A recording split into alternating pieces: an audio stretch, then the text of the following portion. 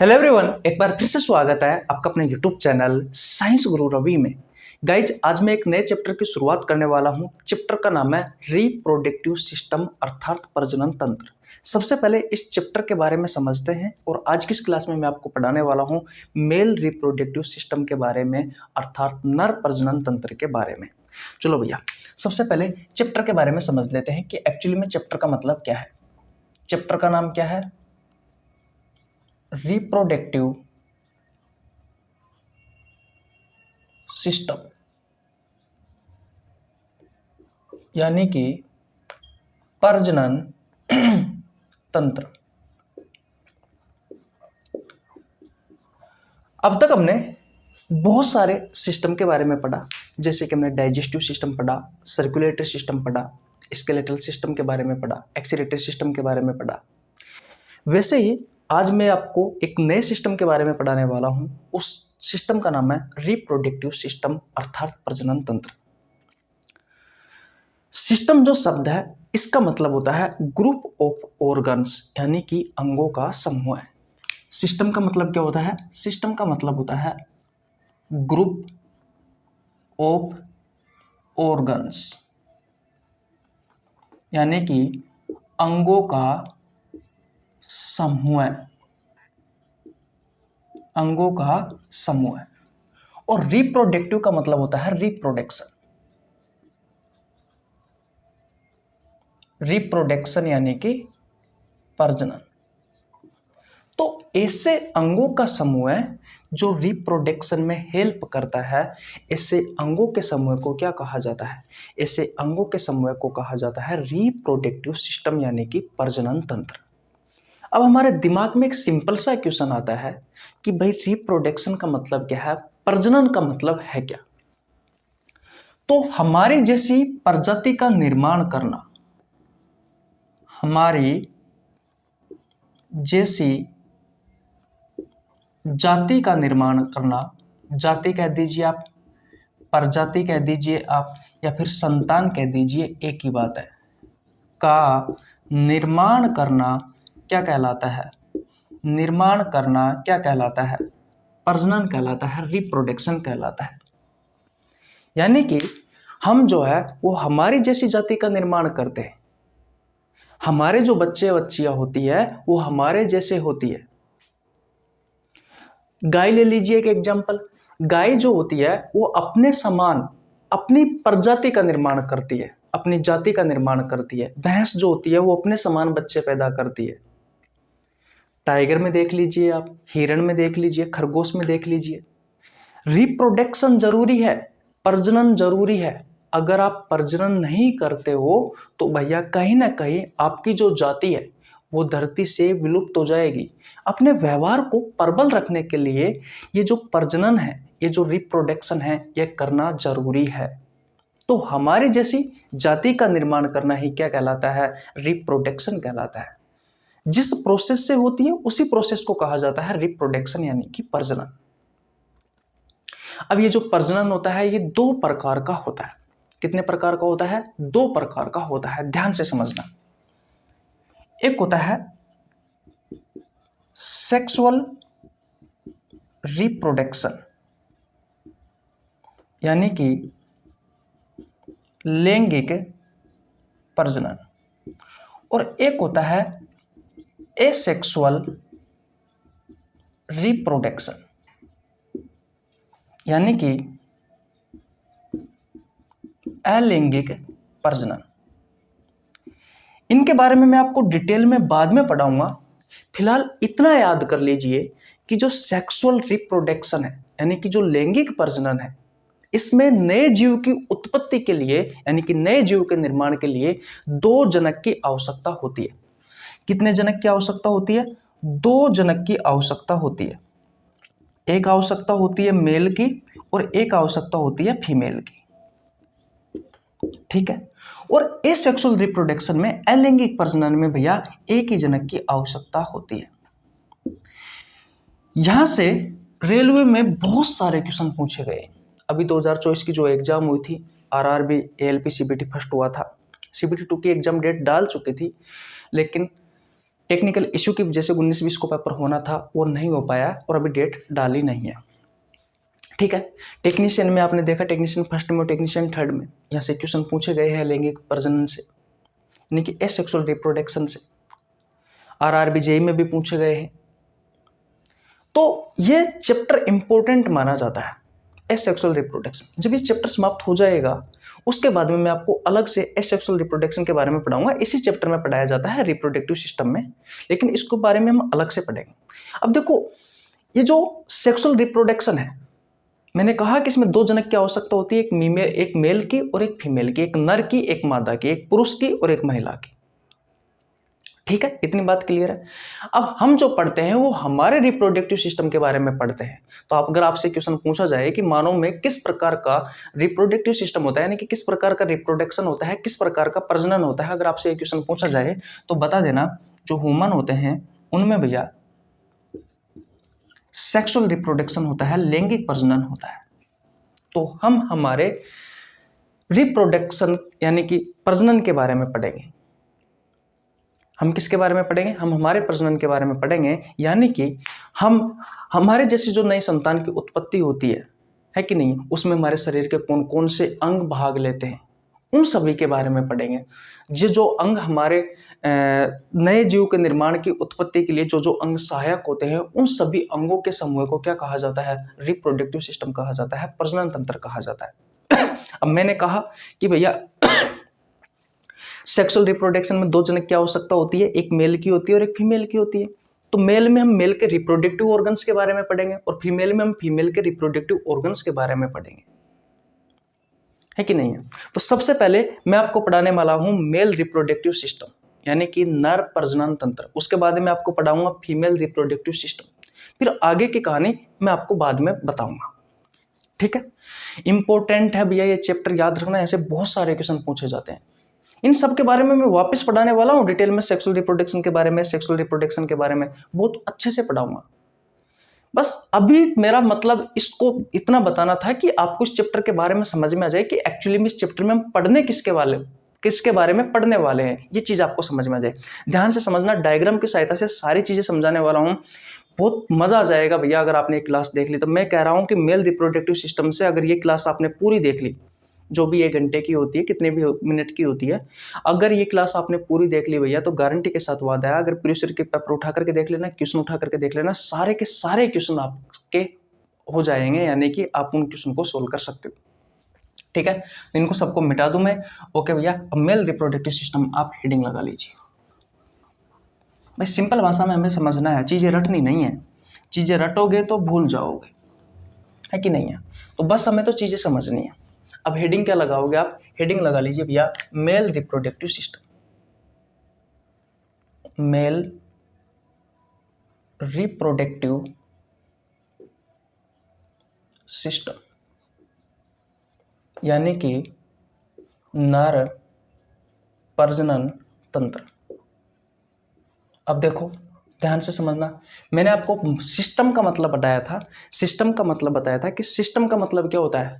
Group of organs, यानी कि अंगों का समूह है। और रिप्रोडक्टिव का मतलब बताया था रिप्रोडक्शन। किस में पढ़ रहे हैं हम? मेल में, यानी कि नर में। तो नर के प्रजनन में जो जो अंग सहायक होते हैं, उन सभी अंगों के समूह के बारे में हम जिसमें पढ़ते हैं उसे कहा जाता है मेल रिप्रोडक्टिव सिस्टम, यानी कि नर प्रजनन तंत्र। यानी कि इसमें हम नर में जो प्रजनन में नर में जो जो अंग सहायक होते हैं, उन सभी अंगों के बारे में पढ़ते हैं हम भैया मेल रिप्रोडक्टिव सिस्टम में, यानी कि नर प्रजनन तंत्र में। ठीक है, तो सबसे पहले तो आपसे यही क्वेश्चन पूछा जाता है। देखो एक एक क्वेश्चन बहुत ज्यादा इंपॉर्टेंट है मेरे भाई, एक एक क्वेश्चन बहुत ज्यादा इंपॉर्टेंट है, ध्यान से समझना। सबसे पहले आपसे क्वेश्चन पूछा जाता है कि भैया इसकी लोकेशन क्या है? आपका मेल रिप्रोडक्टिव सिस्टम है वो आपके शरीर में होता कहाँ है? तो याद रखना मेरे भाई, ये होता है पेल्विक कैविटी में। ये कहाँ होता है? ये होता है पेल्विक कैविटी में, हिंदी में कहा जाता है श्रोणि गुहा में। देखो आपके सीने में जो कैविटी होती है उसे कहा जाता है थोरेसिक कैविटी। इस थोरेसिक कैविटी में आपके फेफड़े होते हैं, आपका हार्ट होता है। फिर आ जाता है आपका एब्डोमिनल कैविटी वाला पार्ट, है कि नहीं है, जिसमें आपका डाइजेस्टिव सिस्टम होता है, यानी कि पाचन तंत्र वाला भाग होता है, पेट होता है, छोटी आंत होती है, बड़ी आंत होती है भैया, ये चीजें। इसके जस्ट नीचे की तरफ कौन सी कैविटी होती है? पेल्विक कैविटी होती है, श्रोणि भाग होता है। इसी श्रोणि भाग में मेल रिप्रोडक्टिव सिस्टम यानी कि नर प्रजनन तंत्र उपस्थित होता है। देखो जैसे कि अब इतना अच्छे से बनाना तो मुझे आता नहीं है, अगर आप ध्यान से देखोगे तो ऊपर यहां पर होता है आपकी थोरेसिक कैविटी यानी कि वक्षीय गुहा, और इस वक्षीय गुहा में आपका हार्ट है कि नहीं है, आपका हार्ट और आपके लंग्स उपस्थित होते हैं। इतनी बात क्लियर है? किसी को कोई प्रॉब्लम बिल्कुल नहीं होनी चाहिए। इसके जस्ट नीचे की तरफ आप देखते हो तो यहां पर होती है एब्डोमिनल कैविटी यानी कि उदर गुहा, और उदर गुहा में क्या क्या उपस्थित होते हैं? तो आपका स्टोमक है, स्मॉल इंटेस्टाइन है, लार्ज इंटेस्टाइन है, आपका लीवर है, ये सभी एब्डोमिनल कैविटी में उपस्थित होते हैं, यानी कि उदर गुहा में उपस्थित होते हैं। इसके जस्ट नीचे की तरफ यहां पर दोनों पैरों के यहां पर जस्ट ऊपर की तरफ यहां पर उपस्थित होता है भैया पेल्विक कैविटी यानी कि श्रोणि गुहा, और इस श्रोणि गुहा में भैया आपका ये जो मेल रिप्रोडक्टिव सिस्टम है यानी कि नर प्रजनन तंत्र है ये उपस्थित होता है। कुछ तो ये अंदर की तरफ होता है और कुछ ये बाहर की तरफ होता है भैया। तो मेल रिप्रोडक्टिव सिस्टम जो होता है ये भैया पेल्विक कैविटी में उपस्थित होता है, कुछ तो हमारे शरीर के अंदर होता है और कुछ हमारे शरीर के बाहर उपस्थित होता है। तो सबसे पहले तो लोकेशन आपको समझ में आई या नहीं आई? तो अगर मैं आपसे क्वेश्चन पूछूं कि मेल रिप्रोडक्टिव सिस्टम की लोकेशन क्या है, नर प्रजनन तंत्र की लोकेशन क्या है, तो पेल्विक कैविटी है यानी कि श्रोणि भाग है। कुछ तो हमारे शरीर के अंदर है और कुछ हमारे शरीर के बाहर है। सिंपल सी बात है। ओके भैया, इसको मैं मिटा दूं, ठीक है। बस इसी तरीके से याद करते हुए चलना भैया। एक एक पॉइंट अगर आपको समझ में आएगा तो बेहतर तरीके से चीजें समझ में आएगी, है कि नहीं? अब देखो, मेल रिप्रोडक्टिव जो सिस्टम होता है इसके 4 भाग होते हैं।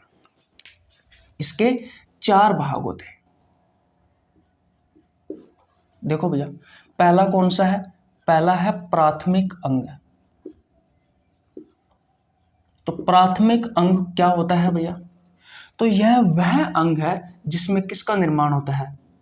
जिसमें शुक्राणु का क्या होगा? निर्माण होगा। और वो कौन सा है? वो है भैया, वो होता है वर्षण यानी कि टेस्टिस।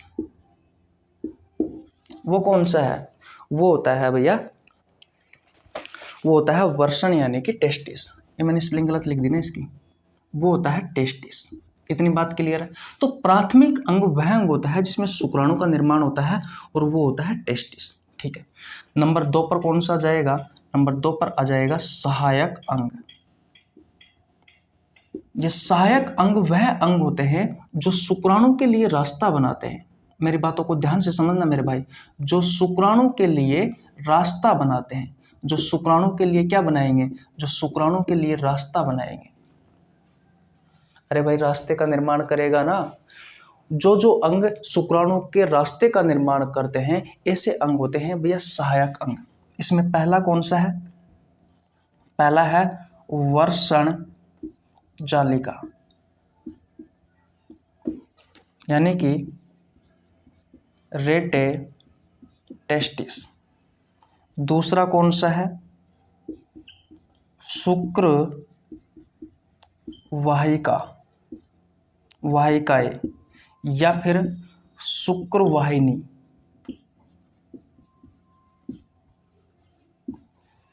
शुक्र वाहिकाएं या शुक्र वाहिनी, इसे इंग्लिश में कहा जाता है वासा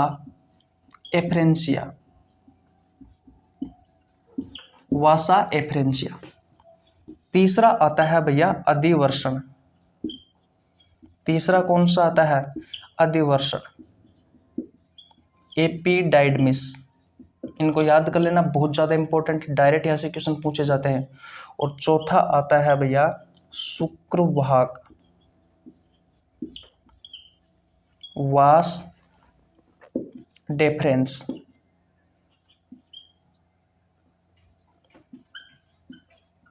वास्ट डेफरेंस, ठीक है, कौन सा आता है? Vast deference. इतनी बात क्लियर है।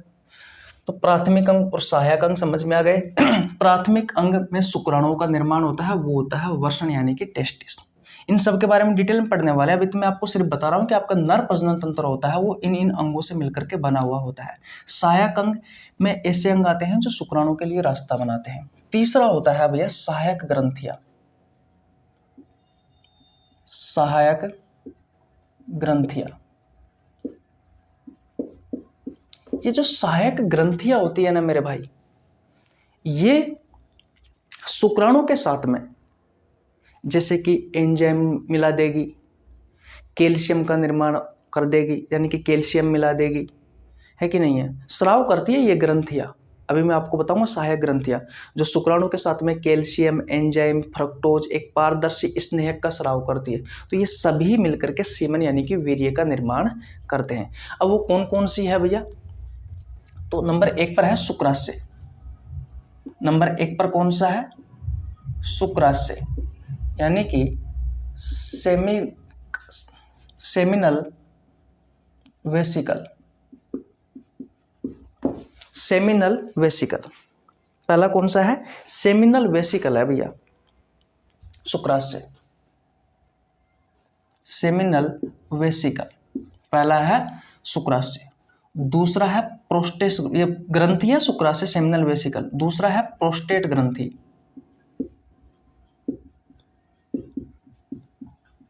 प्रोस्टेट ग्लैंड, ये प्रोस्टेट ग्लैंड से याद रखना भैया, बहुत सारे क्वेश्चन पूछे जाते हैं, बहुत ज्यादा इंपॉर्टेंट है। और तीसरा है बल्बो यूरेथ्रल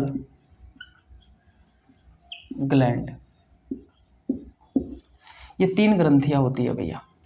और चौथा आता है भैया बाह्य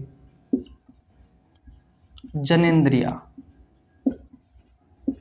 यह वह भाग होता है जो शुक्राणु को और जो यूरिन होता है, जो मूत्र होता है, जो शुक्राणु और जो यूरिन होता है उसको शरीर से बाहर त्यागता है। यह वह भाग है जो शुक्राणु को और मूत्र को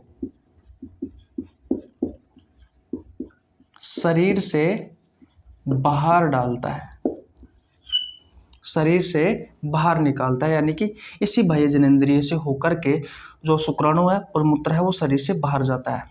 और वो कौन सा है? वो है भैया सीसन, जिसे आप पेनिस बोलते हो।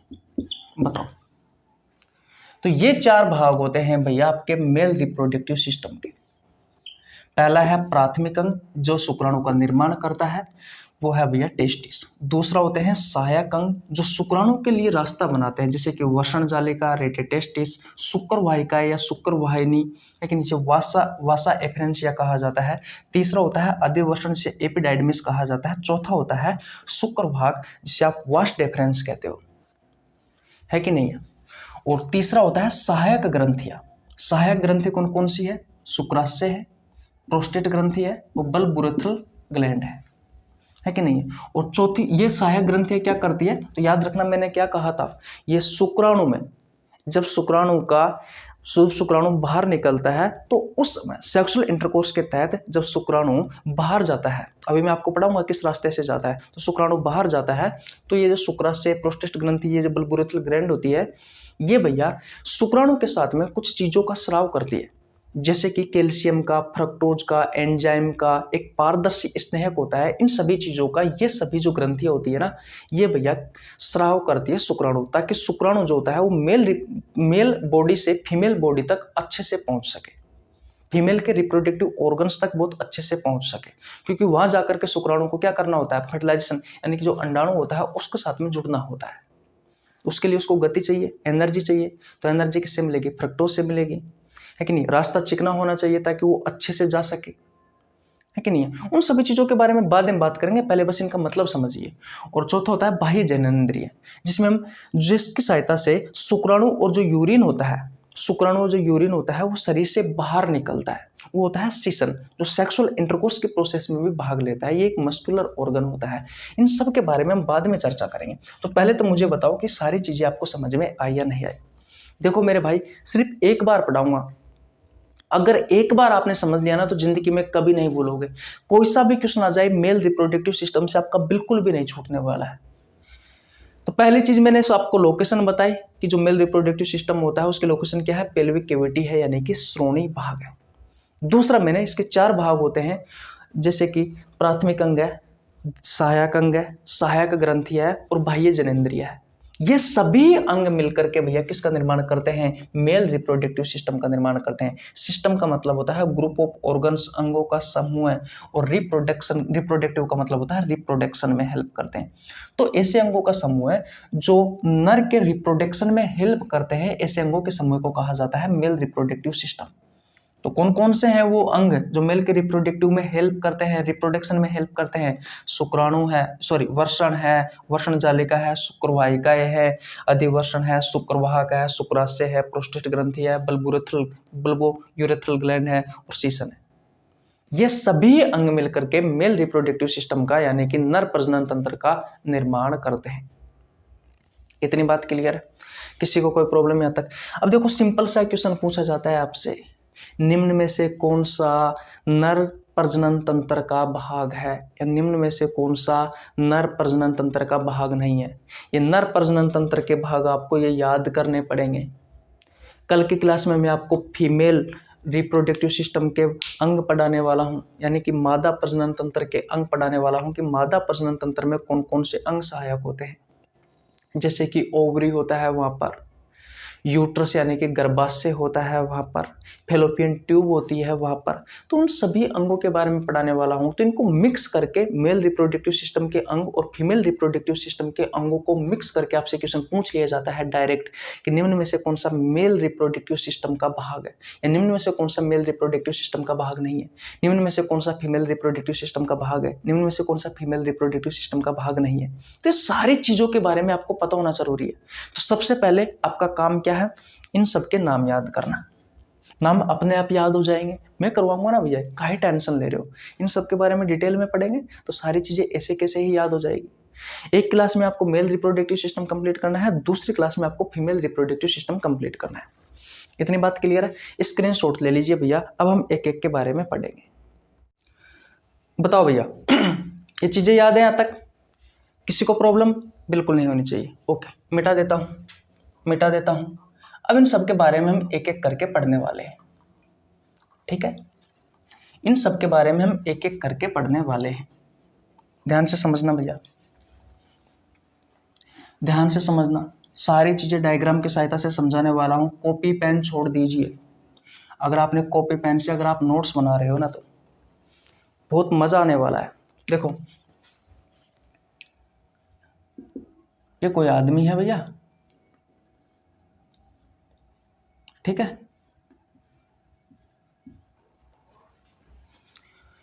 अब पेल्विक कैविटी कहाँ होती है? तो इस जगह पर होती है, मैंने आपको यही तो कहा था। ये क्या है? यह है पेल्विक कैविटी, यानी कि ये श्रोणि भाग है। इतनी बात क्लियर है?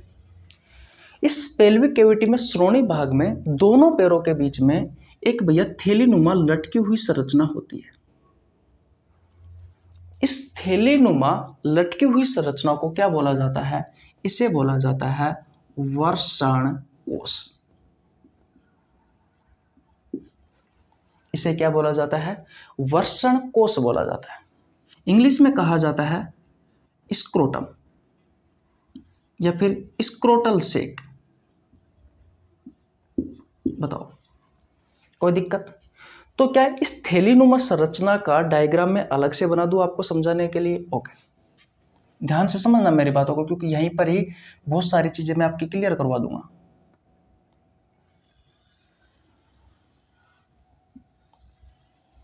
ये लो भैया, ये थैलीनुमा संरचना मैंने आपकी बना दी। ये थैलीनुमा संरचना मैंने आपकी बना दी। ध्यान से समझना, बहुत सारी चीजों के बारे में पढ़ाने वाला हूं यहीं से, ठीक है। ये क्या है, आपके दोनों पैरों के बीच में जो थैलीनुमा संरचना थी वो ये है। ये क्या है, थैलीनुमा संरचना। इसका नाम क्या है, इसका नाम है भैया वर्षण कोश। इंग्लिश में क्या कहा जाता है, स्क्रोटम, ठीक है। इतनी बात क्लियर है, ओके भैया। याद रखना, इस थैलीनुमा संरचना में क्या होते हैं, तो इसमें उपस्थित होता है वर्षण। क्या उपस्थित होता है, वर्षण। एक जोड़ी वर्षण होता है। एक जोड़ी का मतलब तो आप समझते हो ना।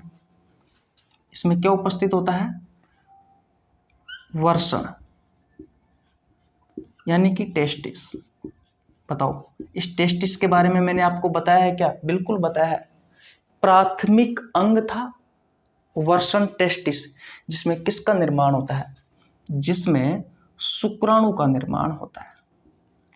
जिसमें किसका निर्माण होता है, शुक्राणु का निर्माण होता है। जिसमें किसका निर्माण होता है, शुक्राणु का। अब आपके दिमाग में एक क्वेश्चन आ रहा होगा कि भैया ये जो थैलीनुमा संरचना है, ये वर्षण कोश है, ये हमारे शरीर के अंदर भी तो हो सकता था, तो इसको बाहर क्यों बनाया गया है। इसलिए बनाया गया है कि हमारे शरीर का जो तापमान होता है वो होता है 37 डिग्री सेल्सियस, और शुक्राणु के निर्माण के लिए जो तापमान की आवश्यकता होती है वो हमारे शरीर के तापमान से लगभग 2 से 2.5 डिग्री सेल्सियस कम तापमान की आवश्यकता होती है। 2 से 2.5 डिग्री सेल्सियस कम तापमान की आवश्यकता होती है। इसी वजह से ये हमारे शरीर से बाहर होते हैं, ताकि भैया शुक्राणुओं का निर्माण हो सके, ताकि शुक्राणुओं का निर्माण हो सके। और शुक्राणुओं का निर्माण किस में होता है, वर्षण में। और ये वर्षण किस में उपस्थित होता है, वर्षण कोश में उपस्थित होता है। तो क्या मैं आपको पूछ सकता हूं कि वर्षण कोश का तापमान कितना होता है, तो इसका तापमान होता है हमारे शरीर के तापमान से लगभग 2 से 2.5 डिग्री सेल्सियस कम तापमान। तो 34.5 डिग्री सेल्सियस से लेकर के 35 डिग्री सेल्सियस तक भैया आपके किसका तापमान होता है, इस वर्षण कोश का तापमान होता है। ताकि इसमें जो शुक्राणु है, इसमें जो उपस्थित ये जो वर्षण है, ये जो टेस्टिस है, इस टेस्टिस में शुक्राणु का निर्माण हो सके। ये जो वर्षण होता है ये कितना होता है, ये 1 पेयर होता है। 1 पेयर का मतलब आप समझते हो ना, जोड़ा। और जोड़े में हर हमेशा 2 होता है। जैसे कि मैं आपसे कहूं कि एक जोड़ा, तो एक जोड़े में कितनी चीजें होंगी, 2 चीजें होंगी। इतनी बात क्लियर है। बताओ इस वर्षण की लंबाई कितनी होती है, इसकी लंबाई होती है 2 से 3 सेंटीमीटर। और अगर मैं आपसे क्वेश्चन पूछूं कि इस वर्षण की चौड़ाई कितनी होती है, तो 4 से 5 सेंटीमीटर होती है। बताओ बताओ बताओ भैया, यहां तक किसी को कोई प्रॉब्लम हो तो बता दीजिए। यहां तक किसी को कोई प्रॉब्लम हो तो बता दीजिए। नहीं है ना, नहीं है ना। थोड़े जल्दी जल्दी पढ़ते हैं भैया, क्योंकि चीज़ों को और बहुत सारी चीज़ें हमें समझनी है। अब ध्यान से समझना, ये क्या है, यह है वर्षण टेस्टिस।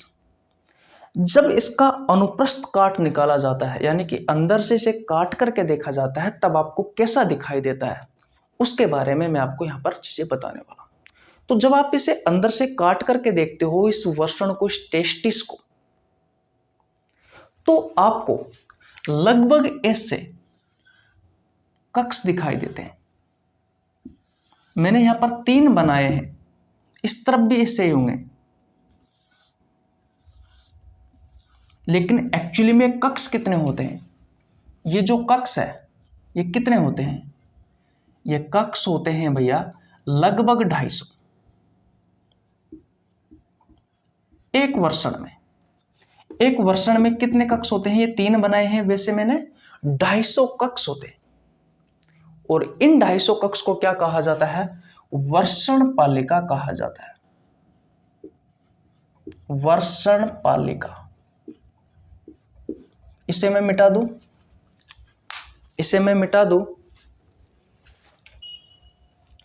वर्षणपालिका, और वर्षणपालिका को इंग्लिश में कहा जाता है टेस्टिक्युलर लोब्यूल्स। टेस्टिकुलर लोब्यूल क्या कहा जाता है? टेस्टिकुलर लोब्यूल कहा जाता है। बताओ, तो जो वर्षण की अनुप्रस्थ काट करके हमने देखा कि भैया वर्षण के अंदर 200 से लेकर के 250, आप 250 कह सकते हो, 250 क्या है? कक्ष है।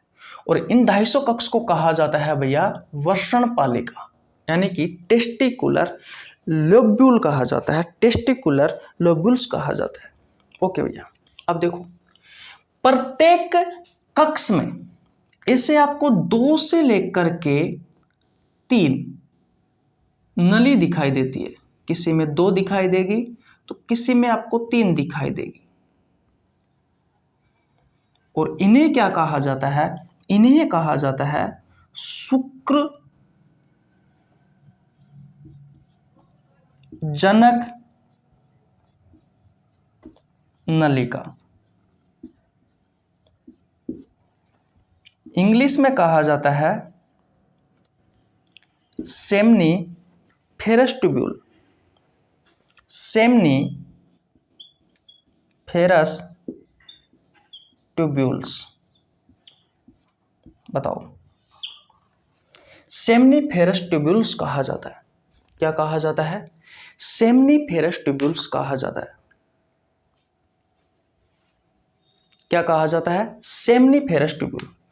और भैया ये जो सेमनीफेरस ट्यूब्यूल्स होती है, शुक्रजनक जो नलिका होती है, इसमें कितनी कोशिका पाई जाती है? तो इसमें 3 प्रकार की कोशिका पाई जाती है। कितने प्रकार की कोशिका पाई जाती है? इसमें 3 प्रकार की कोशिका होती है। इसमें कितने प्रकार की कोशिका होती है? 3 प्रकार की कोशिका होती है। अब क्या उन कोशिकाओं के बारे में मैं आपको यहां पर पढ़ा दूं क्या भैया? क्या इन कोशिकाओं के बारे में यहां पर मैं आपको पढ़ा दूं क्या? ठीक है, ध्यान से समझना मेरे भाई, दोबारा से रिवीजन करवा दूंगा, लेकिन चीजों को ध्यान से समझना। ध्यान से नहीं समझोगे तो बहुत सारी कहानी रह जाएगी।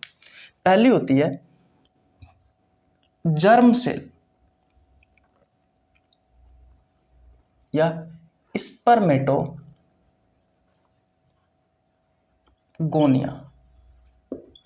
स्पर्मेटोगोनिया या फिर जर्म सेल। स्पर्मेटोगोनिया या फिर जर्म सेल दिखाई तो दे रहा है ना आपको, स्पर्मेटोगोनिया या फिर जर्म सेल।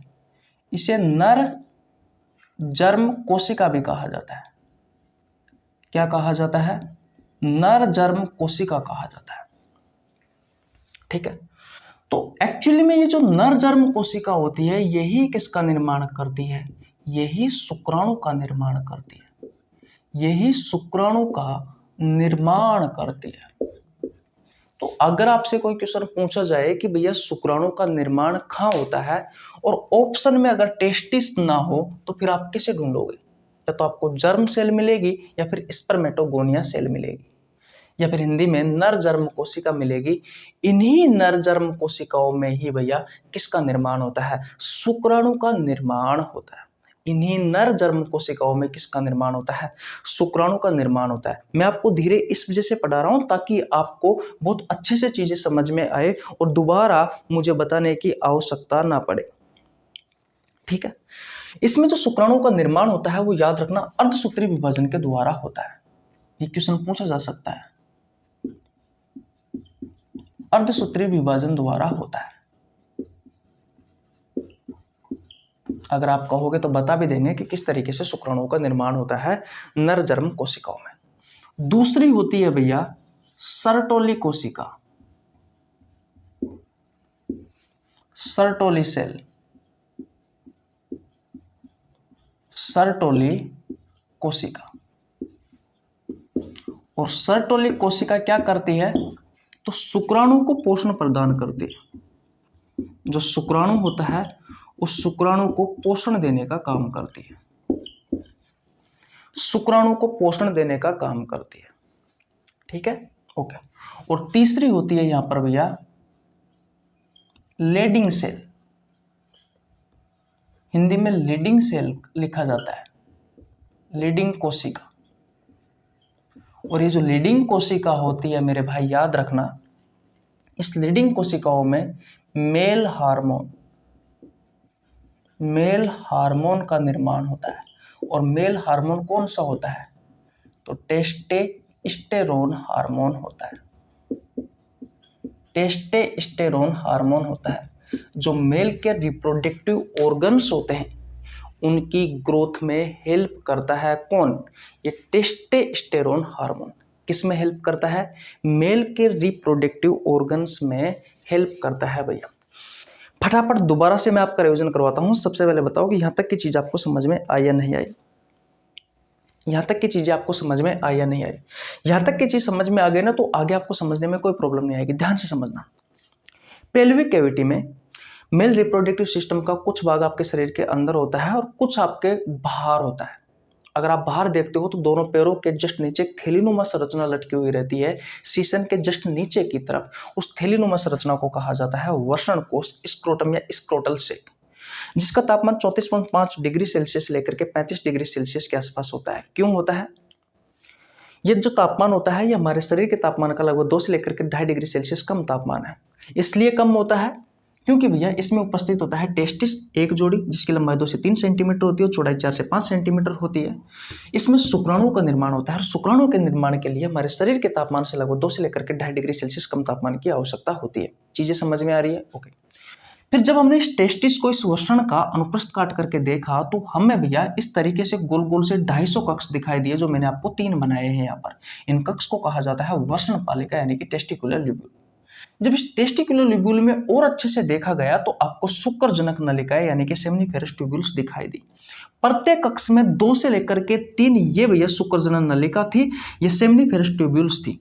और इनमें भैया कुछ कोशिकाएं पाई जाती है। इसमें 3 प्रकार की कोशिकाएं पाई जाती है। पहली होती है जर्म सेल, से स्पर्मेटोगोनिया सेल भी कहा जाता है, हिंदी में कहा जाता है नर जर्म कोशिका, जो कि शुक्राणुओं का निर्माण करती है। और ये शुक्राणुओं का निर्माण जो होता है वो अर्धसूत्री विभाजन के द्वारा होता है। दूसरी होती है सर्टोली कोशिका, जो शुक्राणुओं के पोषण देने में हेल्प करती है। और तीसरी होती है लीडिंग सेल यानी कि लीडिंग कोशिकाएं, जो भैया मेल हार्मोन का निर्माण करती है। और मेल हार्मोन का नाम है टेस्टोस्टेरोन हार्मोन। ये इसी हार्मोन के कारण हमारे शरीर में मेलनेस आता है, यानी कि मेलनेस की प्रॉपर्टी आती है, यानी कि गुण आते हैं, है कि नहीं है? और ये हमारे मेल रिप्रोडक्टिव ऑर्गन्स की ग्रोथ में हेल्प करवाता है। कौन सा? ये टेस्टोस्टेरोन हार्मोन। यहाँ से भी क्वेश्चन पूछे जाते हैं कि इनमें से कौन सा मेल हार्मोन है, तो ये चीज आपको पता होना जरूरी है। तो यहाँ तक अब तक हमने इतनी चीज पढ़ ली है। बताओ किसी को कोई प्रॉब्लम हो तो? नहीं है ना? देखो, चीजें धीरे धीरे पढ़ाने से आपको चीजें दिमाग में अच्छे से सेट होती है। इस वजह से मेरी स्पीड थोड़ी धीरे थी, है कि नहीं है? अब आगे चलते हैं। इन कोशिकाओं को मैं मिटा दूं, ठीक है?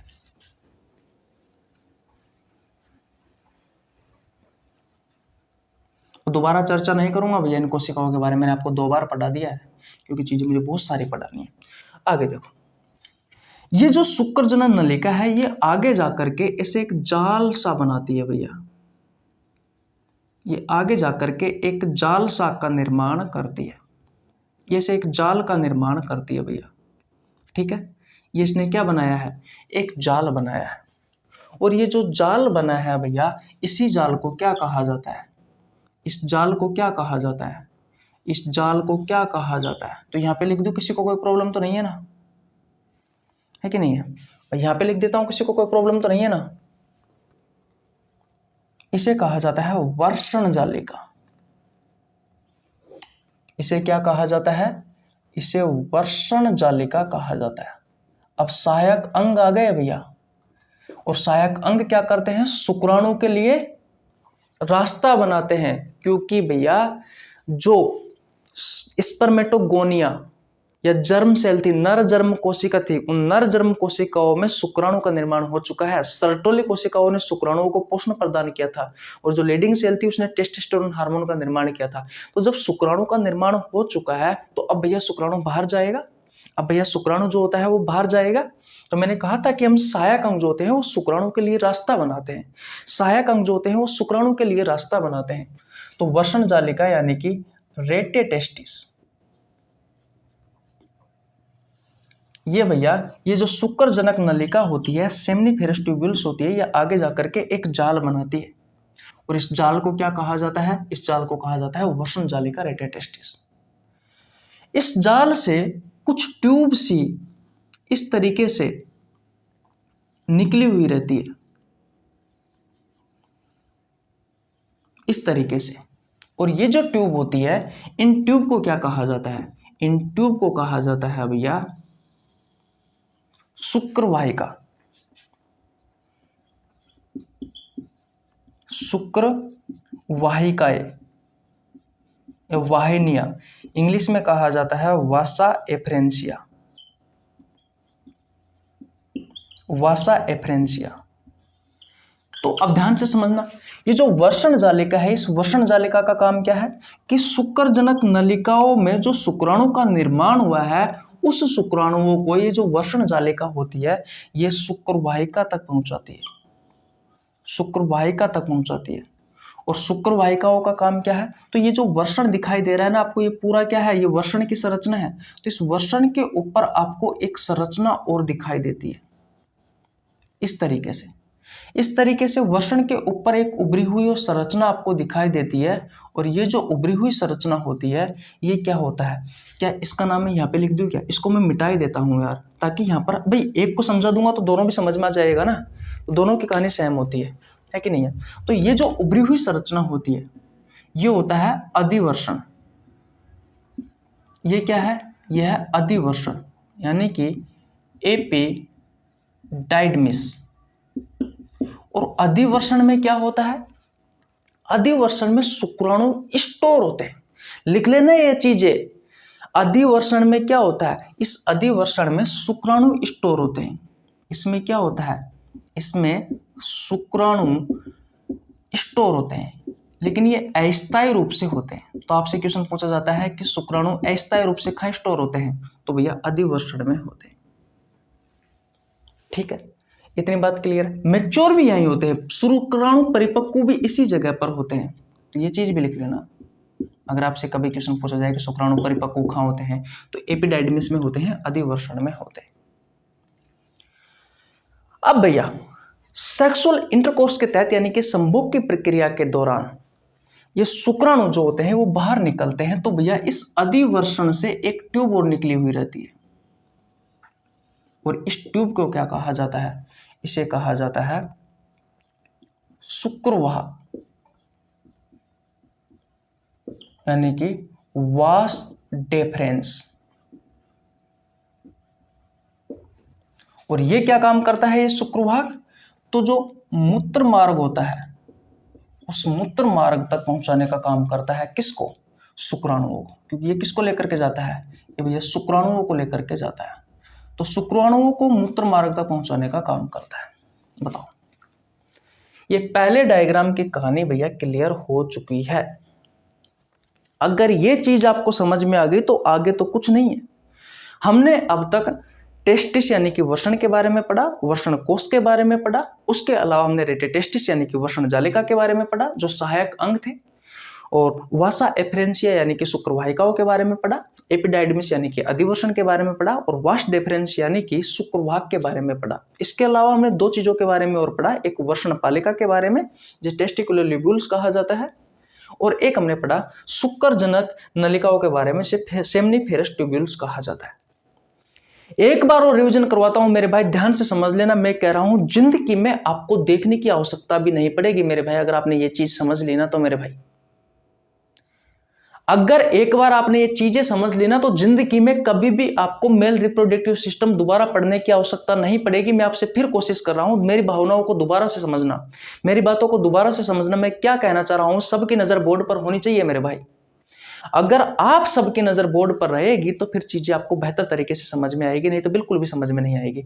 हमारे पास समय कम है। चलिए भैया दोबारा से शुरुआत करते हैं। मैंने कहा कि दोनों पैरों के जस्ट नीचे एक थैलीनुमा संरचना लटकी हुई रहती है। उस थैलीनुमा संरचना को क्या कहा जाता है? वर्षण कोश कहा जाता है। इंग्लिश में स्क्रोटम या स्क्रोटल सेक कहा जाता है। इसका तापमान हमारे शरीर के तापमान से लगभग 2 से लेकर के 2.5 डिग्री सेल्सियस कम तापमान होता है। हमारे शरीर का तापमान 37 डिग्री सेल्सियस होता है, इसका तापमान लगभग 34.5 डिग्री सेल्सियस से लेकर के 35 डिग्री सेल्सियस होता है।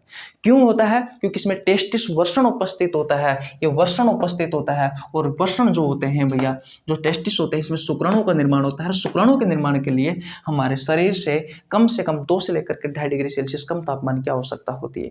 ये एक जोड़ी उपस्थित होते हैं, यानी कि संख्या में 2 होते हैं। इनकी जो लंबाई है वो 2 से 3 सेंटीमीटर होती है, जो चौड़ाई है वो 4 से 5 सेंटीमीटर होती है। अब टेस्टिस के बारे में पढ़ते हैं। तो जब टेस्टिस का अनुप्रस्थ काट करके हमने देखा तो हमें छोटे छोटे कक्ष दिखाई दिए। कितने कक्ष थे? लगभग 250 कक्ष थे। इन 250 कक्ष को हमने क्या कहा? वर्षण पालिका कहा, टेस्टिकुलर लोब्यूल्स कहा।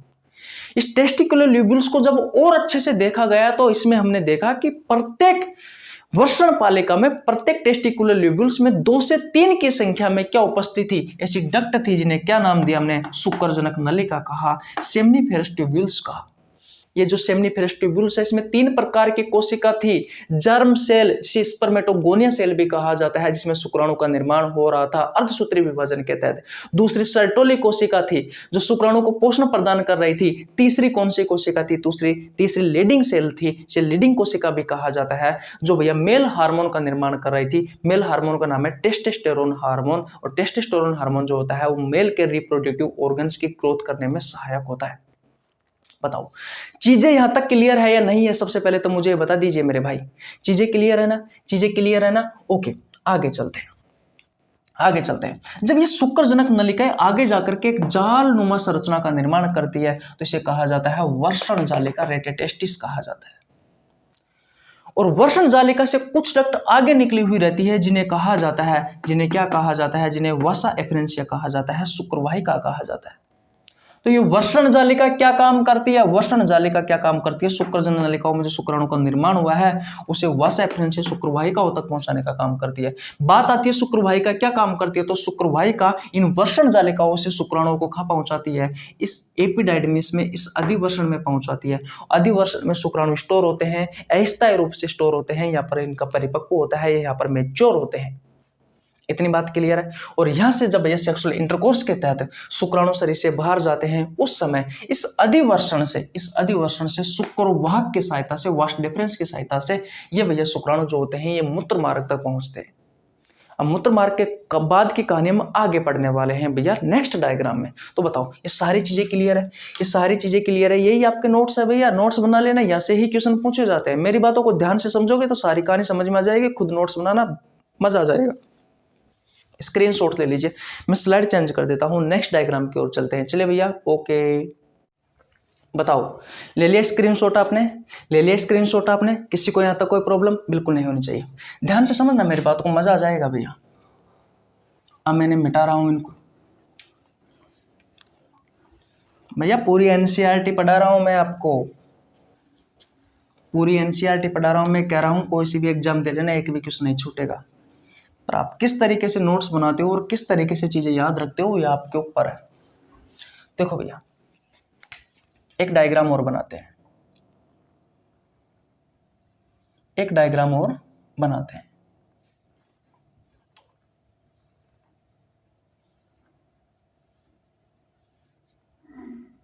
एक डायग्राम और बनाते हैं।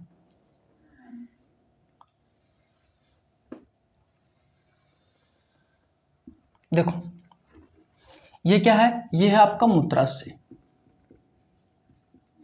अरे भैया, उत्सर्जन तंत्र वाला चैप्टर मैंने आपको पढ़ाया था ना। तो ये क्या है? इसमें बहुत सारे नेफ्रॉन थे। ये आपकी किडनी है, ठीक है। और किडनी ब्लड का फिल्टर करती है और यूरिन का फॉर्मेशन करती है। तो यूरिन किडनी से इन यूरेटर डक्ट की सहायता से कहाँ जाता है? यूरिनरी ब्लैडर में आ जाता है, जिसे आप क्या कहते हो? मूत्राशय कहते हो। और इस मूत्राशय से यूरेथ्रा के द्वारा, यानी कि मूत्र मार्ग के द्वारा जो यूरिन है वो बाहर निकल जाता है। इसमें कुछ समय के लिए यूरिन इकट्ठा होता है, उसके बाद में बाहर निकल जाता है यूरेथ्रा मूत्र मार्ग के सहायता से। तो ये जो मैंने बनाया है, ये मूत्राशय बनाया है, ये यूरिनरी ब्लैडर है। और ये जो डक्ट आ रही है भैया, ये कहाँ से आ रही है, इन डक्ट को यूरेटर डक्ट कहा जाता है। क्या कहा जाता है, यूरेटर डक्ट कहा जाता है। तो ये मूत्राशय है यानी कि यूरिनरी ब्लैडर है, ठीक है। ये क्या है, ये यूरेटर डक्ट है, ठीक है। और ये क्या है, ये क्या है, ये लंबा सा आपको क्या है, ये यूरेथ्रा है, ये मूत्र मार्ग है। इसका नाम क्यों नहीं लिख रहा, अभी मैं आपको बताने वाला हूँ, ठीक है। तो यहाँ से ये यूरिन आ रहा है भैया। अब देखो शरीर के बाहर हमने देखा कि यहाँ पर क्या है, ये टेस्टिस है, टेस्टिस है। टेस्टिस के जस्ट ऊपर की तरफ एक संरचना थी जिसे एपिडाइडमिस कहा था। आया कुछ याद, आदिवर्षण, जिसमें शुक्राणु स्टोर होते हैं अस्थायी रूप से। यहां से एक नली निकल रही थी भैया, यहां से एक नली निकल रही थी भैया, और इस नली का नाम क्या है, इस नली का नाम है भैया शुक्रवाहक, यानी कि वास्ट डेफरेंस, शुक्रवाहक। वैसे ही सेम संरचना आपको यहां पर दिखाई देती है। ये टेस्टिस हो गया, ये अधिवर्षण हो गया, और अधिवर्षण से भैया ये वास्ट डेफरेंस यहां पे आता है, ठीक है।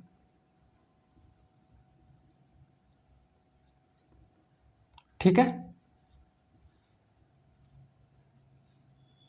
इस तरीके से भैया। और ये कहाँ जाके मिल जाती है, ये मिल जाती है भैया इस यूरेथ्रा में, यानी कि इस मूत्र मार्ग में जाकर के मिल जाती है। इतनी बात क्लियर है, किसी को कोई प्रॉब्लम बिल्कुल भी नहीं होनी चाहिए।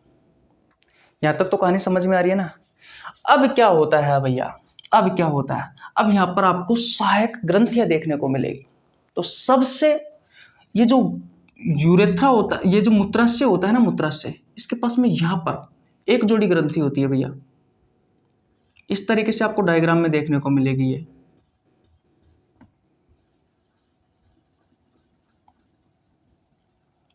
इस तरीके से। और ये ग्रंथि होती है भैया शुक्राशय, इसे कहा जाता है सेमिनल वेसिकल। और इनकी संख्या कितनी होती है, ये 2 होती है भैया। ये देखो, एक ये और एक ये। और ये जो शुक्राशय होता है ये किस किस का स्राव करता है भैया, इस मार्ग में। ये यूरेथ्रा है वाला, ये देखो यूरेथ्रा में मिल जाता है, आगे जाकर के ये भैया ये शुक्रवाहक। तो ये किस किस का स्राव करेगा, ये कैल्शियम का स्राव करेगा, एंजाइम का स्राव करेगा, और कुछ फ्रक्टोज का स्राव करेगा, ताकि शुक्राणु को एनर्जी मिल सके, है कि नहीं। आगे जाकर के आपको इसी यूरेथ्रा के जस्ट नीचे की तरफ भैया यहाँ पर एक ही ग्रंथि दिखाई देती है। आपको दोनों तरफ कुछ इस तरीके से दिखाई देती है, ऐसा लगता है कि 2 है, लेकिन एक्चुअली में 2 होती नहीं है, ये एक ही होती है भैया, एक ही होती है। ये होती है भैया प्रोस्टेट ग्लैंड। और याद रखना, इस प्रोस्टेट ग्लैंड से आपके एग्जाम में बहुत सारे क्वेश्चन पूछे जाते हैं। कुछ एंजाइमों का स्राव करती है, ये कुछ एंजाइमों का स्राव करती है। इस प्रोस्टेट ग्लैंड से बहुत सारे क्वेश्चन पूछे जाते हैं, प्रोस्टेट ग्रंथि से बहुत सारे क्वेश्चन पूछे जाते हैं। आपसे क्वेश्चन पूछा जाता है, आपके एग्जाम में पूछा गया क्वेश्चन रेलवे में कि प्रोस्टेट क्या है, तो एक प्रकार की ग्रंथि है। प्रोस्टेट ग्रंथि जो स्राव करती है ये किस में जाता है, तो ये यूरेथ्रा में जाता है, यानी कि मूत्र मार्ग में जाता है। ये चीज आपको पता होना जरूरी है मेरे भाई। इसके अलावा ये क्वेश्चन पूछा जाता है कि प्रोस्टेट की लोकेशन क्या है, ये प्रोस्टेट ग्रंथि होती कहाँ है, तो आपके यूरेथ्रा जो यूरिनरी ब्लैडर है, जो मूत्र मार्ग है, इस मूत्र मार्ग के जस्ट नीचे की तरफ है भैया, इसके जस्ट नीचे की तरफ है। तो ये सभी क्वेश्चन आपके एग्जाम में पूछे गए क्वेश्चन है। और इसके जस्ट नीचे की तरफ एक हल्की सी 2 ग्रंथि, एक जोड़ी ग्रंथि होती है ऐसे, और इन्हें बोला जाता है, यहां पर बना देता हूं, इन्हें बोला जाता है बल्बो यूरेथ्रल ग्लैंड। ये एक पारदर्शी यानी कि सफेद रंग का एक चिकना स्नेहक का स्राव करता है। चिकना पदार्थ या स्नेहक का स्राव करता है पारदर्शी, कौन, ये बल्बो यूरेथ्रल ग्लैंड। तो जब ये पारदर्शी स्नेहक है कि नहीं है, और एंजाइम, ये फ्रक्टोज, एंजाइम और कैल्शियम, ये सब जब शुक्राणु के साथ में, स्पर्म के साथ में जुड़ जाते हैं तो किसका निर्माण होता है, तब भैया शुक्राणु का निर्माण होता है। तब किसका निर्माण होता है, शुक्राणु का, यानी कि सीमन का निर्माण होता है। किसका निर्माण होता है? सीमन का निर्माण होता है। किसका निर्माण होता है मेरे भाई? सीमन का निर्माण होता है। किसका निर्माण होता है? एक मिनट रुकना, किसका निर्माण होता है? किसका निर्माण होता है? तो सीमन का निर्माण होता है मेरे भाई।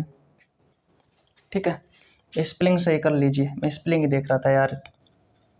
सीमन, और भी हो सकता है ये गलत भी हो। वीर्य का निर्माण होता है। इस सीमन में क्या क्या होता है? तो स्पर्म होता है, याद रखना। साथ ही साथ में ये पारदर्शी स्नेहक होता है, चिपचिपा पदार्थ होता है, कैल्शियम होता है, फ्रक्टोज होता है। क्वेश्चन पूछा जा सकता है कि भैया जो सीमन होता है उसमें कौन सी शुगर होती है? तो फ्रक्टोज शुगर होती है, याद रखना। और कुछ एंजाइम्स होते हैं। ये सभी मिलकर किसका निर्माण करते हैं? ये सभी मिलकर के सीमन यानी कि वीर्य का निर्माण करते हैं, जो सेक्सुअल इंटरकोर्स के तहत शरीर से बाहर निकलता है। इतनी बात समझ में आ गई? बताओ, किसी को कोई प्रॉब्लम यहाँ तक? किसी को कोई प्रॉब्लम यहाँ तक? तो अगर आपसे क्वेश्चन पूछा जाए कि भैया जो शुक्राशय होता है इसकी संख्या कितनी होती है? तो इसकी संख्या 2 होती है। बलबुरथल ग्लैंड की संख्या कितनी होती है? इसकी संख्या भी 2 होती है। प्रोस्टेट ग्रंथि की संख्या कितनी होती है? 1 होती है। ठीक है, जो शुक्राशय होता है सेमिनल वेसिकल होता है, ये कैल्शियम एंजाइम और फ्रुक्टोज का स्राव करता है। किसमें? यूरेथ्रा में, मूत्र मार्ग में। प्रोस्टेट ग्लैंड एंजाइम का, कुछ एंजाइमों का स्राव करती है, और बलबुरथल ग्लैंड जो होती है वो पारदर्शी स्नेहक का स्राव करती है कि नहीं है? और इसके ऊपर एक भैया मासा, ये यूरेथ्रा जो होता है ना, यूरेथ्रा इसके ऊपर इस तरीके से मासा लगा हुआ होता है। इस तरीके से मासा लगा हुआ होता है। तो ये निर्माण करता है भैया किसका? ये होता है आपका सीसन। ये बाह्य जनेंद्रिया होता है, ये होता है आपका पेनिस। इसका आगे वाला जो भाग होता है उसे कहा जाता है सीसन मुंड। उसे सीसन मुंड कहा जाता है। और इसके ऊपर एक ढीली त्वचा होती है। जो ढीली त्वचा होती है उसे अग्रछद कहा जाता है, या फोर स्किन कहा जाता है इंग्लिश में। उसे अग्रछद कहा जाता है या फिर फोर स्किन कहा जाता है। दिखाई तो दे रहा है ना आपको? हाँ, दिखाई दे रहा है। उसे अग्रछद या फिर फोर स्किन कहा जाता है। याद रखना, इसके बीचों बीच में एक ही मार्ग होता है, और इस मार्ग को क्या कहा जाता है? इस मार्ग को कहा जाता है यूरेथ्रा, यानी कि मूत्र मार्ग। ये मूत्र मार्ग जो होता है ये कॉमन मार्ग होता है, ये उभयनिष्ठ मार्ग होता है। ये उभयनिष्ठ मार्ग होता है। इसी उभयनिष्ठ मार्ग से यूरिन यानी कि मूत्र बाहर निकलता है, और इसी से ही भैया आपका जो स्पर्म होता है, जो शुक्राणु होता है, वो भी बाहर निकलता है। तो आपसे अगर क्वेश्चन पूछा जाए कि भैया यूरिन और स्पर्म यानी कि मूत्र और शुक्राणु के बाहर जाने का रास्ता को क्या कहा जाता है? तो यूरेथ्रा कहा जाता है, मूत्र मार्ग कहा जाता है। वो एक कॉमन पाथवे होता है कि नहीं है? जो यूरिन को भी शरीर से बाहर निकालता है और स्पर्म को भी बाहर निकालता है। ये जो सीसन मुंड होता है ये सेक्सुअल इंटरकोर्स में संभोग की प्रक्रिया में भाग लेता है कि नहीं है? ये एक मस्कुलर ऑर्गन होता है। इसके आगे वाले भाग को सीसन मुंड कहा जाता है। इसके ऊपर एक त्वचा होती है, ढीली त्वचा, है कि नहीं है? इसे अग्रछद कहा जाता है, फोर स्किन कहा जाता है। बताओ, ये कहानी आपको समझ में आई या नहीं आई? ये कहानी आपको समझ में आई या नहीं आई? सबसे पहले तो मुझे बता दीजिए। सबसे पहले तो मुझे ये बता दीजिए। अब देखो, यह कहानी समझ में आ गई ना? एक बार और रिवीजन करवा दूंगा, पहले एक चीज और देख लो। एक चीज होती है नर की नसबंदी। नर की नसबंदी को कहा जाता है वेसेक्टोमी। यहां पे लिख दूं क्या? वेसेक्टोमी कहा जाता है। इस नर की नसबंदी में होता क्या है? ये जो वास्ट डेफरेंस होती है, ये जो एपिडाइडमिस से यानी कि अधिवर्ष शुक्राणुओं को मूत्र मार्ग तक पहुंचाती है, इसे कट करके बांध दिया जाता है धागे से, ताकि भैया इस अधिवर्षण से शुक्राणु जो होते हैं वो आगे मूत्र मार्ग तक नहीं पहुंच पाते हैं। और शुक्राणु अगर मूत्र मार्ग तक नहीं पहुंचेंगे तो भैया फीमेल के रिप्रोडक्टिव ऑर्गन्स तक नहीं पहुंचेंगे, फर्टिलाइजेशन की प्रोसेस नहीं होगी, अंडाणु और शुक्राणु आपस में नहीं मिलेंगे, और भैया वो महिला जो है वो प्रेग्नेंट नहीं होगी, और भैया कोई भी संतान नहीं होगी। तो नर की नसबंदी को कहा जाता है वेसेक्टोमी, और मादा की नसबंदी को कहा जाता है ट्यूबेक्टोमी। उसके बारे में बाद में बात करेंगे, पहले ये चीज याद रख लेना कि नर की नसबंदी को क्या कहा जाता है, तो वेसेक्टोमी कहा जाता है। और इस वेसेक्टोमी में किसको बांध दिया जाता है? इस भैया इसको वास डेफरेंस को यानी कि शुक्र भाग को बांध दिया जाता है। तो स्क्रीनशॉट ले लीजिए। एक बार मैं आपका फिर दोबारा से रिविजन करवा देता हूं ताकि आपको सारी कहानी समझ में आ जाए। मजा आ रहा है ना पढ़ने में, कुछ न कुछ तो चीज़ तो सीखने को मिली होगी यार, इतने अच्छे से चीज़ों को समझाया है यार, और क्या चाहिए आपको, और क्या चाहिए आपको यार। कल फीमेल रिप्रोडक्टिव सिस्टम के बारे में पढ़ेंगे, वहाँ पर भी हम इन सभी के बारे में पढ़ने वाले हैं। इन सभी के बारे में नहीं, मेल के रिप्रोडक्टिव सिस्टम के बारे में पढ़ने वाले हैं, मेल के रिप्रोडक्टिव अंगों के बारे में पढ़ने वाले हैं, है कि नहीं है। जब आप मेल और रिप्रोडक्टिव सिस्टम पढ़ लेंगे उसके बाद में आगे जो प्रोसेस होती है वो आगे की कहानी पढ़ाऊंगा मैं आपको। बताओ, कहानी समझ में आ गई। यहाँ से बहुत सारे क्वेश्चन निकलते हैं, याद रखना, इस प्रोस्टेट ग्रंथि से बहुत सारे क्वेश्चन निकलते हैं। तो देखो भैया, ये आपका टेस्टिस है, टेस्टिस के ऊपर एक संरचना पाई जाती है जिसे एपिडाइडिमिस अधिवसन कहा जाता है, जिसमें शुक्राणु कुछ समय के लिए इकट्ठा होते हैं। यहाँ से शुक्राणु भैया सेक्सुअल इंटरकोर्स के तहत ये जो प्रोसेस होती है, सेक्सुअल इंटरकोर्स की प्रोसेस यानी कि संभोग की जब प्रक्रिया होती है, तो शुक्राणु यहाँ से बाहर जाते हैं। किस रास्ते, किस ट्यूब से होते हुए जाते हैं, वास्ट डिफरेंस की सहायता से होते हुए जाते हैं, शुक्रवाक की सहायता से जाते हैं। तो ये भैया मूत्राशय से होते हुए किस में जुड़ता है, ये मूत्र मार्ग में जुड़ता है भैया, कौन, ये वास्ट डिफरेंस। तो दो ओपनिंग होती है मेल में, नर में, एक मल द्वार होता है और एक मूत्र मार्ग होता है। तो मल द्वार की सहायता से मल बाहर निकलता है, मूत्र द्वार की सहायता से भैया ये जो मूत्र मार्ग होता है इसकी सहायता से यूरेथ्रा, इसे इंग्लिश में यूरेथ्रा कहा जाता है, इससे यूरिन और स्पर्म बाहर निकलता है। तो एक ही रास्ता होता है, लेकिन फीमेल में आप देखोगे अलग अलग ओपनिंग होती है, उनके बारे में फीमेल रिप्रोडक्टिव सिस्टम में बात करेंगे। तो यूरेथ्रा के पास में ये आपका यूरिनरी ब्लैडर है, यूरिनरी ब्लैडर है। देखो ये यूरेटर, ये वास्ट डिफरेंस है, शुक्रवाक है, ये आगे जा करके ये जो यूरिनरी ब्लैडर है ये मूत्राशय है, जिसमें कुछ समय के लिए यूरिन इकट्ठा होता है। इससे होती हुई भैया किस में मिलती है, ये मूत्र मार्ग में मिलती है। आप देखते हो यहाँ पर मूत्राशय के पास में शुक्राशय ग्रंथि होती है, सेमिनल वेसिकल ग्रंथि होती है, जो भैया मूत्र मार्ग में कैल्शियम, एंजाइम और फ्रक्टोज का स्राव करती है। उसके जस्ट नीचे की तरफ प्रोस्टेट ग्रंथि होती है, जिसकी संख्या 1 होती है, शुक्राशय की संख्या 2 होती है। प्रोस्टेट ग्रंथि कुछ एंजाइमों का स्राव करती है, और तीसरी एक छोटी सी बल्बुरेथल ग्लैंड होती है, जो भैया एक पारदर्शी स्नेक का स्राव करती है, किसमें, मूत्र मार्ग में, शुक्राणु के साथ में, ताकि भैया शुक्राणु जो है वो फीमेल के रिप्रोडक्टिव ऑर्गन, फीमेल के जेनिटल एरिया तक आसानी से पहुंच सके। फ्रक्टोज से एनर्जी मिलती है, आप सभी को पता है, शुगर है कि नहीं है। स्नेक चिपचिपा पदार्थ होता है, ये पारदर्शी रंग का, है कि नहीं है।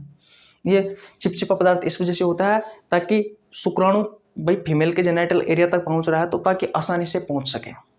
फैलोपियन ट्यूब में पहुंचना होता है ना उसको, ताकि वो आसानी से पहुंच सके, इसी वजह से। और ये तो सीसन है भैया, बाह्य जनेंद्रिय है। सीसन के बारे में आप जानते हो, मस्कुलर ऑर्गन है, आगे वाला भाग को सीसन मुंड कहा जाता है। जो त्वचा होती है वो ढीली त्वचा होती है कि नहीं। ये सेक्सुअल इंटरकोर्स में भाग लेता है, और तो ये सारी चीजें भैया जिनके बारे में मैंने आपको बता दिया है। बताओ, सीमन जो होता है वीर्य होता है, इसमें भैया सारी चीजें मिक्स होकर के इसे ही बोला जाता है सीमन वीर्य, जिसमें स्पर्म होता है, जिसमें शुक्राणु होता है, पारदर्शी स्नेक होता है, कैल्शियम होता है, फ्रुक्टोज होता है, एंजाइम होता है, ये सभी चीजें।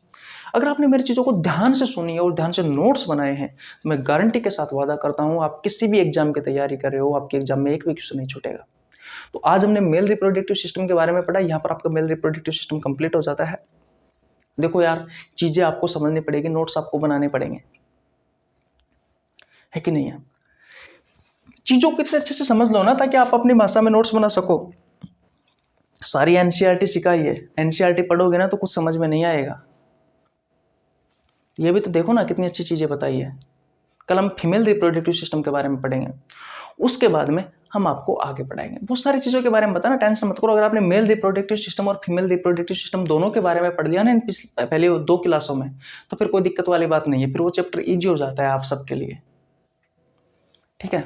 और एसेक्सुअल रिप्रोडक्शन हमें पढ़ना है, यानी कि अलैंगिक जनन की प्रक्रियाओं के बारे में हमें पढ़ना है, ठीक है। स्क्रीनशॉट ले लीजिए, मिलते हैं नेक्स्ट वीडियो में, तब तक के लिए जय हिंद, जय भारत, राम राम।